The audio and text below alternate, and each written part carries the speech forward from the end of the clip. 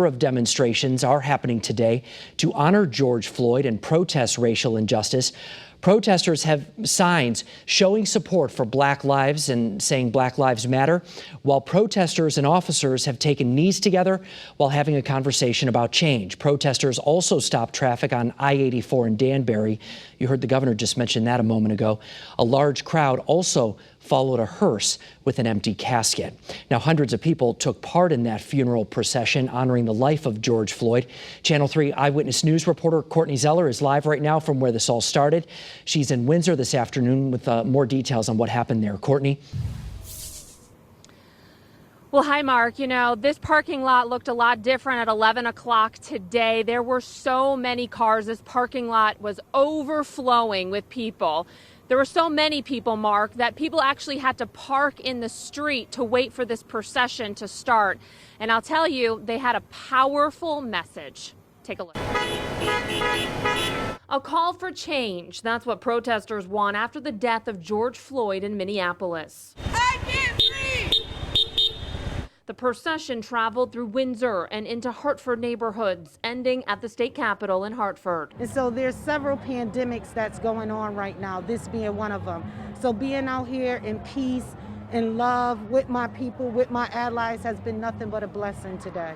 A casket was laid on the steps of the Capitol, a symbol of the death of George Floyd. Mama, I can't breathe! I can't breathe! Mama, Chanting, "I can't breathe," some of the last words Floyd said last Monday. Speakers took to the podium with a message. We forget that the original pandemic was and still is racism. Law enforcement authorities within Hartford and within the region showed up as a sign of solidarity. If you agree that Black folks and Black children and Black women should not be dying in our streets in our country, in our city, in our state, will you please take a knee for us?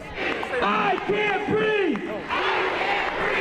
Supporters showed up in groups, many wanting a change for the better. No matter what you do, how small or how big it is, I think you just have to talk about it and just show up and just let there be numbers. And those numbers showed up today as hundreds packed the steps of the Capitol. And it's just been ongoing. I cried today talking to you.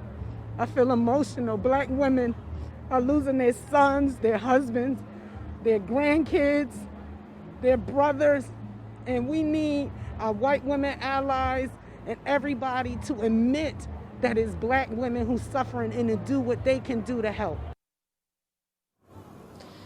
And also showing up at the state capitol today, the mayor of Hartford, Mayor Luke Bronin. Also, the governor was there and the lieutenant governor. I'm told the lieutenant governor actually took part in that procession from Windsor to Hartford.